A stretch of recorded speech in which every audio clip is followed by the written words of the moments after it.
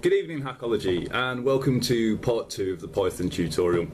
I apologise about the last video. I didn't really cover the code very well at all, so I've decided to, in this video, cover the code and go over the text that I've written to go along with the tutorial, and basically explain what the code's doing and what we've added and what we've changed.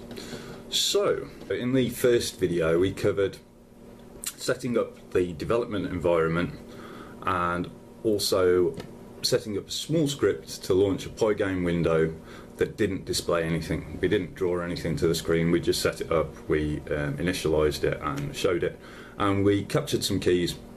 We captured the escape key, captured the Q key, and we captured, I think, Control and X is the quick command. So in this one we're going to be adding some keys and we're going to be drawing some stuff to the screen. The first lines of code in the script are import PyGame from pygame.locals import star. That's pretty obvious. That imports all the PyGame libraries into your Python script. W-width, W-height, those are the heights for the window. 640 by 480 is an old school screen resolution, and it tends to give good results when you're programming games to work with small resolutions because you get a higher frame rate. If you've got the hardware to handle a higher frame rate or a larger display to render to, then you're more than welcome to change these variables and set them up exactly however you like. We've added a variable called LOC, short for location, and this is a special type of Python storage variable. I call it an array, but other people will moan at me because it's probably not. So anyway, we define it using the square brackets, and we initialize the variables with 0, 0. So what's the code doing there? We're setting a variable, so we're storing some information, and we're setting the information stored in each portion of that variable 1 to 0 and 1 to 0, and that's going to store our XY coordinates. So 0 and 0 XY coordinates is going to be the top left hand corner of the screen.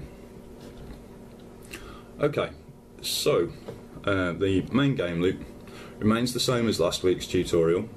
We're still capturing the keys, but in this script we've added key left, key right, key up and key down, and we've also added some code to alter the location on the screen based on which key is pressed. So if it's going to the right, we're going to want to add 1 to the X variable. If it's going to the left, we're going to need to take 1 away from the X variable, and the same with up and down. Okay, so there's another small piece of code underneath the key detection.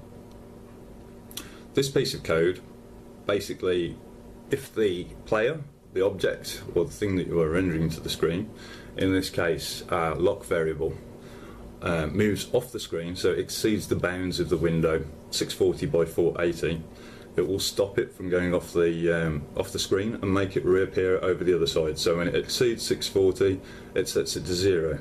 If it exceeds 0, i.e. goes into the minus figures, then we'll set it to 640 so it appears back on the other side of the screen.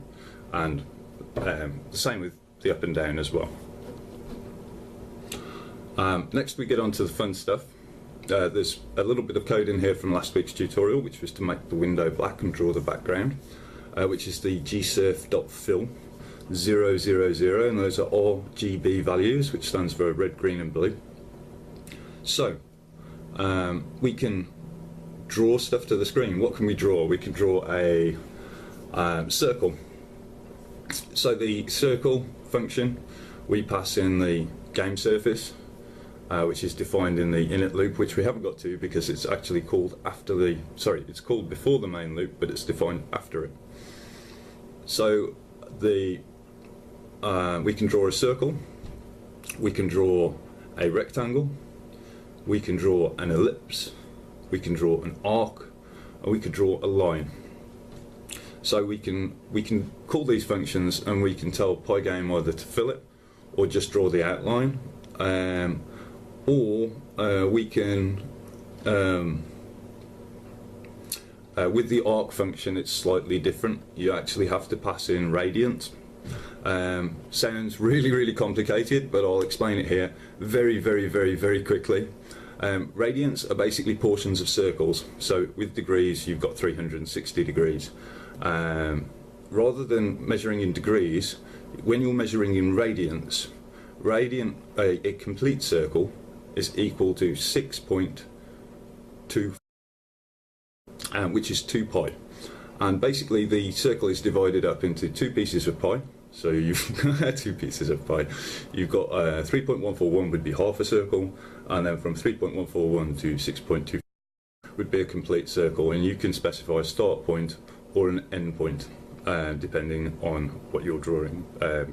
This will differ as to where you want the start and end point to begin and end. Okay, radians, enough. Let's get on with the code. So most of the functions, if you check the PyGame documentation, allow you to pass in a set of coordinates to it and a colour and the game surface that you wish to draw it to, and that sometimes the last parameter is the border size or the stroke size. So basically if you wanted to draw a square but you didn't want the centre of it filled, you could call it with a border of 1 or however you like. And then lastly, in this tutorial we've actually added some text to the screen. What the text is going to do, it's going to display the frame rate. So where it says my font equal to pygame.font sysfont mono space 15, this is one of the fonts that comes included with the PyGame libraries. So there are a set of default fonts. If you go and check the documentation, it will tell you all the default fonts that you can use.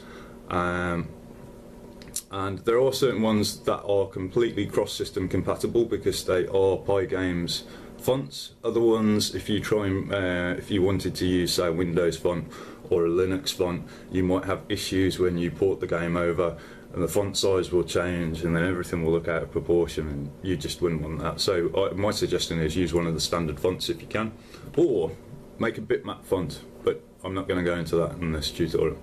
So labels, variable we're defining, and basically what that does is it holds a string of characters, which is something that we pass into, which is going to be frame rate equal to, and then we're going to put the frame rate after it. And you'll notice in the code it's got the string brackets around it, and that's because the FPS is returned as a double, I think, and then it needs to be converted to a string because my font.render will not accept a double, or you can't concatenate anyway. You can't concatenate doubles and strings together. You need to convert it to a string first and then join it together. Okay, so gsurf.blit label at the specified location will draw the bitmap or the text to the specified location. Okay, and then on the next line you've got pygame.display.flip. Now what this does is basically swaps the images in the buffer ready for them to be rendered to the screen, and then when you call gclock.tick, I think the images are replaced. Now, a quick word on double buffering. Double buffering is something that programmers do so you can't see the next frame being drawn. So what they do, it's a little trick. They use 2 pictures and they put the one that they're drawing behind the current frame, and then when they're ready to display it they just remove this one. So you don't actually ever see any of the draw events on the background screen because there's already a frame in place. And that's a real simple breakdown of double buffering. There are different types of buffering you can do, but I'm not going to go into that in this video. Okay, so the next piece of code, if r does not equal 1, then break. So if it's game over, then return to the main function from where this was called, or quit out of the loop and return the variable r. And then lastly we've got the initialization function where we've got all of our init variables set up, our r equal to 1, pygame.init which initializes the libraries, global clock, global surface, and pygame.keySetRepeatRate. So This is a new bit from the first tutorial. PyGame.setRepeat rate basically makes the keyboard repeat the key that you're holding. So you know, in Windows, if you go into Word or Notepad or something like that, some text editor, and you hold down the key, there will be a delay and then the key will repeat for however long. You can do the same in PyGame. If you don't set this variable, however, it won't occur by default. So if you wanted to move something across the screen, you'd have to press the key down however many times required to move it across the screen. And then lastly, the while r equals 1 is the return loop, and this is the main game loop that we call. And lastly, we call pygame.quit, which quits the script and puts us back to the command line or wherever. So Hakology, that's been the PyGame tutorial I've been putting together for you. I really hope you enjoyed this. If you want to keep along with the tutorial and keep up with some of the projects that I'm working on that don't get posted to, make sure you check out the blog, which is hakology.wordpress.com.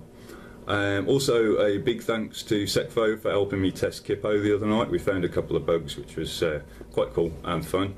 And apart from that, peace, have fun hacking, and we shall be back really, really soon.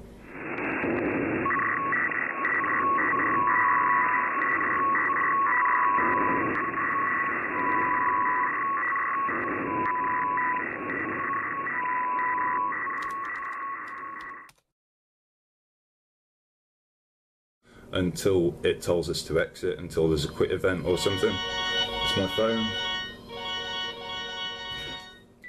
Yo, hello.